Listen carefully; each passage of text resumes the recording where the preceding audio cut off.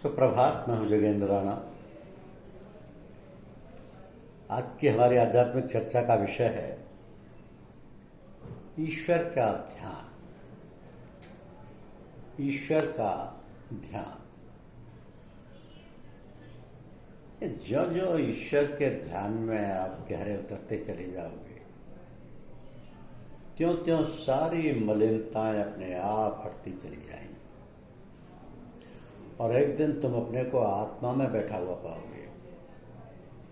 ये घड़ी धन्य होगी और तुम्हारा जीवन भी धन्य हो जाएगा। पर तुम राम, कृष्ण, ईश्वर, अल्लाह का ठीक ठीक भेद समझ जाओगे। तुम्हारे अंदर कोई शंका नहीं रहेगी, तुम शांत हो जाओगे। तुम्हारी दृष्टि सारे विश्व में फैल जाएगी, सारे संसार का तुम्हें ज्ञान हो जाएगा। उस समय तुम्हें प्रभु मंदिर की मूर्ति में भी नजर आएंगे और चलती बोलती मूर्तें भी प्रभु का स्वरूप दिखाई देंगी। उसी ज्ञान को प्राप्त करने की कोशिश करो, वही सनातन धर्म है। संतों की एक सुंदर पहचान सरलता है। वो किसी को शिष्य नहीं बनाते, ना कहते हैं कि तुम मेरे शिष्य बन जाओ। वह तो दयावश किसी को एक संकेत कर देते हैं। जो कोई उससे मार्ग पूछता है उसको मार्ग बता देते हैं। आगे उसकी मर्जी, उस पर चले ना चले। वे किसी को बंधन में नहीं डालते, किसी को व्यर्थ नहीं करते, किसी से वचन भी नहीं लेते, क्योंकि अपनी सरलता में उनको इस ओर ध्यान नहीं रहता। वो किसी से वर्ण, धर्म या संप्रदाय छोड़ने का भी नहीं कहते, क्योंकि वह तो इनसे बिल्कुल अलग होते हैं। उनको जो देता है उससे भी प्रसन्न, जो नहीं देता है उससे भी प्रसन्न। तो संतों का स्नेह विचित्र होता है। वह बोले नहीं, तनिक सा किसी की ओर देख भी लें तो उन्हीं का हो जाता है। इनके नेत्रों में एक आकर्षण होता है, इनकी वाणी में बड़ी मधुरता होती है। जैसे नेत्र इनके नेत्रों को देखकर मुग्ध होते हैं, मन इनकी वाणी को सुनकर मुग्ध हो जाता है। इनके शरीर में एक विशेष शक्ति होती है, वो भी प्रेम के रूप में अपने चारों ओर सुगंधी फेंकती रहती है। इसलिए इनके पास बैठकर फिर उठने को जी नहीं चाहता। जैसे वो भूले हुए होते हैं, उनके पास भी वैसे ही भूल जाते हैं। तो संत कोई नया संप्रदाय भी नहीं बनाते। लोग जब सत्य को भूल जाते हैं तो उन्हें केवल चेता देते हैं। संप्रदाय तो उनके शिष्य रच डालते हैं। एक अव्यक्त शक्ति को व्यक्त व स्थूल का जामा पहचान देते हैं। विश्व से हटाव एक स्थान का बना लेते हैं। मनुष्य मात्र से हटाव से वर्ग या जाति विशेष का बना देते हैं। इसलिए शिष्य स्वयं भी एक घेरे में आकर दुखी होते हैं और राग द्वेष के चक्कर में पड़ जाते हैं। तो जीवन में रहने का तरीका गुरु ही बताता है। परलोक की शिक्षा भी गुरु से ही मिलती है। गुरु पूर्ण होता है, शिल्प अल्पज्ञ होता है। शिल्प की शिष्य की अल्प बुद्धि में वह अल्प दिखाई देता है, पर वास्तव में ऐसा नहीं होता। गुरु तो एक विशेष ज्ञान है, प्रकाश है, जो आरंभ से ही शिष्य के साथ रख जाता है और एक दिन उसे पूर्ण कर देता है। जैसे पक्षी अपने बच्चे का साथ तब तक नहीं छोड़ता जब तक कि वो उड़ना नहीं सीख जाता, ऐसे गुरु भी शिष्य को तब तक नहीं छोड़ता जब तक वो सर्व समर्थ नहीं हो जाता। जैसे कछुआ अपने अंडों को दूर से भी सेता रहता है, वैसे गुरु भी दूर रहता होगा, भी शिष्य को अपने विचार से उठाता रहता है। तो संतों का जीवन सदा सुंदर और मधुर होता है। बात सच्ची और पते की कहते हैं, परंतु होती हंसी हंसी में। इसलिए इनका जीवन भार नहीं होता। फूल के समान सदा हल्के और खिले हुए रहते हैं। इन्हें ना तो मोह अपनी संतान से होता है, ना शिष्यों से और ना संसार की किसी वस्तु से। हाँ, इनका उद्देश्य जीवों का उद्धार और उनका दुख हरण अवश्य होता है, क्योंकि इसीलिए वे इस मृत्युलोक में आते हैं तथा शरीर के छूट जाने पर किसी दूसरे शरीर से काम करने लगते हैं।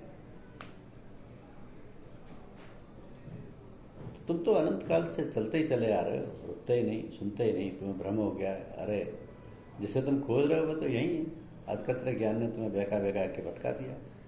तुम बहुत घबरा रहे हो और भयभीत हो रहे हो। तुम्हारा मन संतुलन में नहीं रहा।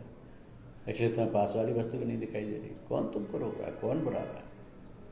उसकी आवाज़ सुनो, थोड़ा ठहर जाओ। चलना कठिन नहीं, ठहरना कठिन नहीं। चलना कठिन नहीं, ठहरना कठिन है।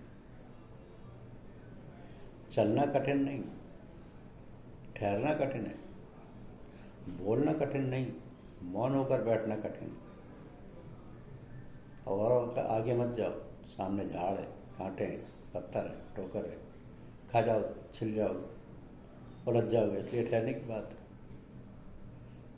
उस परमेश्वर की तरफ थोड़ी देर देखो तो पांव रुक जाएंगे, मन ठहर जाएगा, दृष्टि खुल जाएगी, काम बन जाएगा।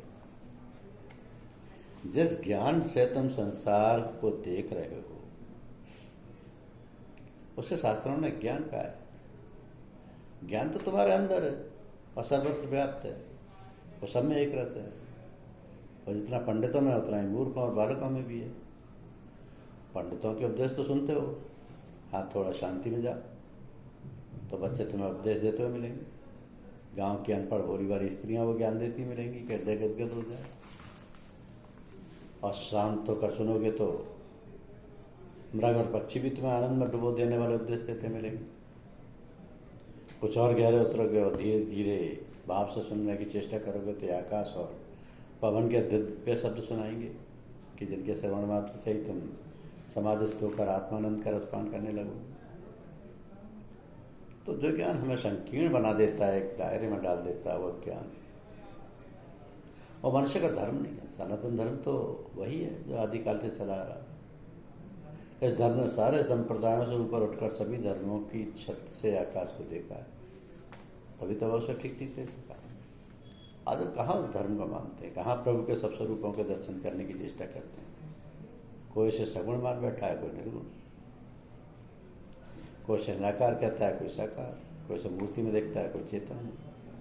इतना ही नहीं, एक दूसरे को गलत कहते हैं, बुरा कहते हैं, कहीं कहीं द्वेष की अग्नि धर्म वालों को जला डालती है। ये सब क्या है? वास्तव में हमने प्रभु को जाना ही नहीं। ये तो सर्वत्र है। जैसे जल हम और उपल अलग अलग नहीं है, वैसे ही प्रभु के ये रूप भी अलग अलग नहीं। बस इस दृष्टि को प्राप्त करने की आवश्यकता है। तो जो वस्तु जहां है वहीं से प्राप्त हो सकती है। साग बेचने वाले से रत्न खरीदने की बात करना व्यर्थ है। शक्ति के लिए किसी शक्तिवान के पास जाओ, वो तुम्हें शक्तिवान बना देगा। बुद्धिबल के लिए किसी योग्य शिक्षक के पास जाओ, वो तुम्हें बौद्धिक ज्ञान प्राप्त करा देगा। फिर यदि तुम आत्मज्ञान प्राप्त करना चाहते हो तो किसी आत्मज्ञानी से जाकर मिलो, वह तुम्हें आत्मज्ञान की प्राप्ति करा सकता है। यही पुरुष उस आत्मविद्या के गुरु कहलाते हैं।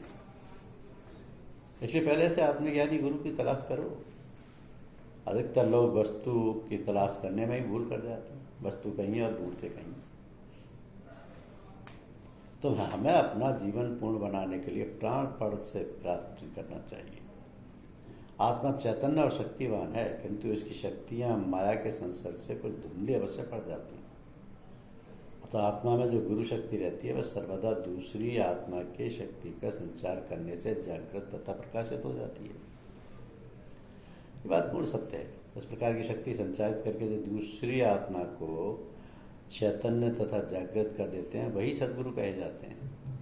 उन्हीं को शुद्ध गुरु तथा पूर्ण गुरु भी कहते हैं। जब इस प्रकार के महान गुरु का मिलन होता है तभी से शिष्य की आत्मोन्नति का सूत्रपात हो जाता है और मानव जीवन के यथार्थ धर्म का पुष्प विकसित होने लगता है।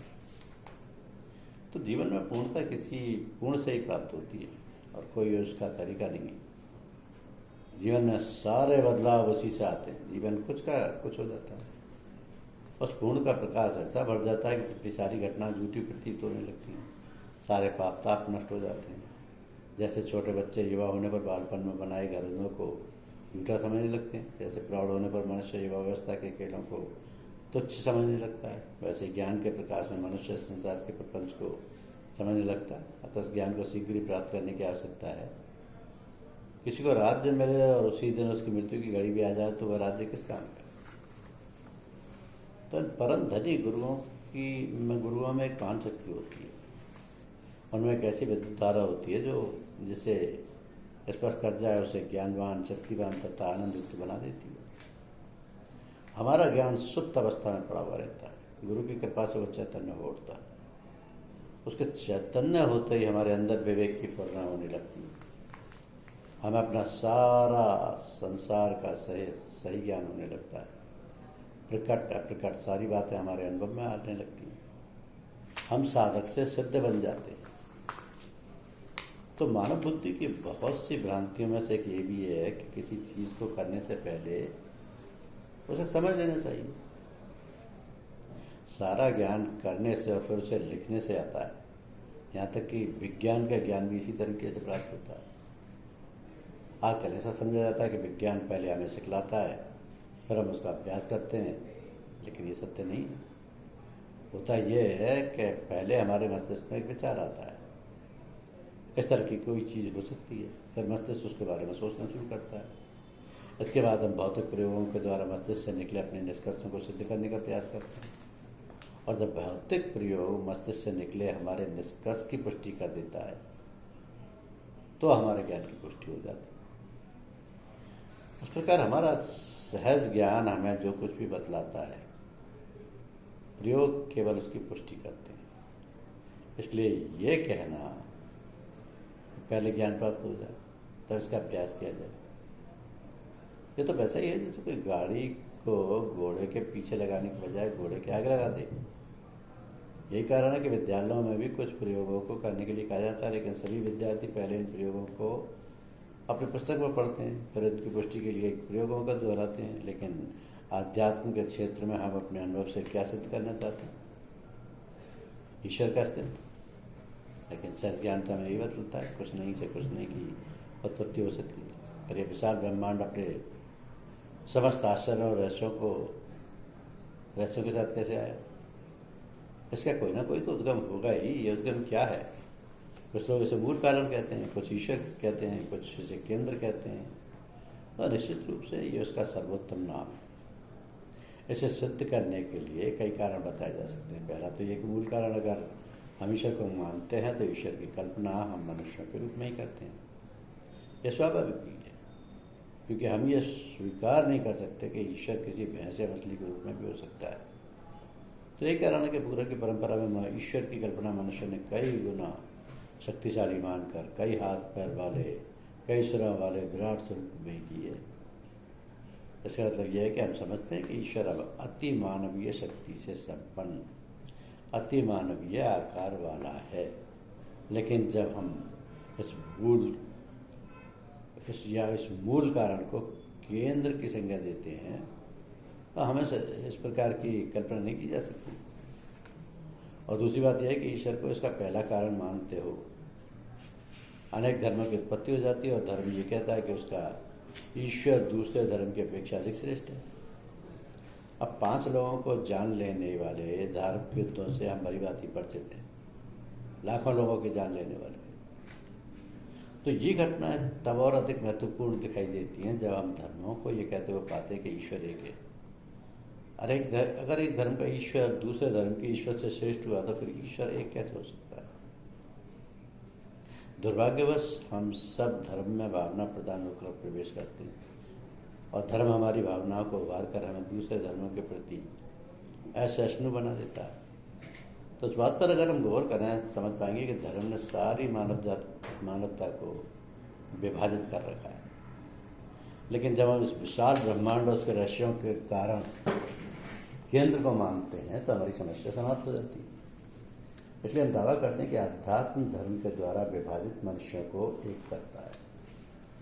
तीसरी महत्वपूर्ण बात यह है कि ईश्वर कहते ही हम दूर स्वर्ग में किसी ईश्वर की उपस्थिति की कल्पना करने लगते हैं, जबकि अध्यात्म हमेशा से कहता आया है कि ईश्वर हमारे अंदर है। केंद्र को कारण मानते ही ये समस्या भी समाप्त हो जाती है। इसलिए गुरुदेव ने अखिल सृष्टि का कारण ईश्वर को ना मानकर केंद्र को माना। तो जब भी हम केंद्र के बारे में सोचते हैं हमें लगता है कि हर चीज़ उस केंद्र से आ रही है या निश्चित हो रही है, जबकि ईश्वर के बारे में सोचने पर वो हमें दाता की शक्ल में दिखाई देता है। हम स्वार्थी हो जाते हैं, याचक हो जाते हैं, किंतु केंद्र की बात करने पर मांगने का यह भाव स्वतः समाप्त हो जाता है। यहाँ तो कोई चीज़ प्रसारित हो रही है जिसे केवल पाया जा सकता है, इसमें मांगने का कोई प्रश्न ही नहीं है। पर जब हम ईश्वर के बारे में सोचते हैं तो वो कृपालु हो सकता है, न्यायी हो सकता है, निर्दयी हो सकता है, दयालु हो सकता है, कुछ भी हो सकता है। क्योंकि मनुष्य के रूप में उसकी कल्पना करते ही हम उसमें मानवीय गुण ढूंढने लगते हैं, हमें सोचने लगते हैं कि उसमें मानवीय भावनाएं होंगी, मानवीय प्रेम होगा, मानवीय द्वेष होंगे। जब वो हमें कुछ देता प्रतीत होता है तो हम उसे कृपालु कहते हैं। जब ऐसा प्रतीत होता है कि वह हमें कुछ नहीं दे रहा है तो हम उसे निर्दयी कहने लगते हैं। अब अगर हम उसे केंद्र मान लेते हैं तो हमारी कोई समस्या नहीं रह जाती। उदाहरण के लिए सूर्य हमारे सौर मंडल का केंद्र है, तो अपना प्रकाश और ताप फैला रहा है, यहाँ कोई पक्षपात नहीं, प्रेम या द्वेष की गुंजाइश नहीं, उसका कोई मित्र या शत्रु नहीं, वो तो प्रकाश फैलाता है, क्योंकि प्रकाश फैलाना उसका धर्म है। तो हम ये कह सकते हैं कि इसी से उसका अस्तित्व है, अपने अस्तित्व से वह सौरमंडल को प्रकाशित करता है, हर वस्तु को घर में पहुँचाता है। उसे लाभ पहुँचाने के लिए हमें केवल इतना ही करना होता है कि हम अपने आप को उसके सम्मुख प्रस्तुत कर दें। तो हमें ना कुछ मांगने की आवश्यकता है, ना प्रार्थना करने की, न याचना करने की, हमें केवल अपने आप को उसके सम्मुख प्रस्तुत कर देना, हम उसके सामने अपने आप को खोल देना। ध्यान में हम यही करते हैं, हम कल्पना करते हैं कि सदगुरु केंद्र से आए एक दिव्य अस्तित्व के रूप में है और हम अपने आप को उसके सम्मुख प्रस्तुत कर देते हैं। ऐसे यूँ कहें कि वह भूमा यानी केंद्र मानव शरीर में गुरुदेव के रूप में उतर कर आए। बहुत से गुरु को भी सीमा में बांध देते हैं, वो कहते हैं कि गुरु इस तरह का हो सकता है, उस तरीके का हो सकता है, पता नहीं वो हमें पसंद करेगा नहीं, पता नहीं वो हमें क्या देगा। और धर्म में ये भी संभव है, क्योंकि धर्म गुरुओं की पसंदगी नापसंदगी हो सकती है। अधिकतर धर्म अपने उपासना स्थलों पर केवल अपने धर्म के अनुयायियों को ही आने की इजाज़त देते हैं। बाइबल के ओल्ड टेस्टामेंट में हमें एक ईर्ष्यालु ईश्वर की कल्पना मिलती है, जो कुपित हो जाता है, प्रतिहिंसापूर्ण हो जाता है। इसलिए मेरे गुरुदेव कहते हैं कि धर्म के पास दो हथियार हैं, भय और लालच। अगर तुम मेरे सामने नहीं आओगे तो तुम्हें सर्दी लगेगी।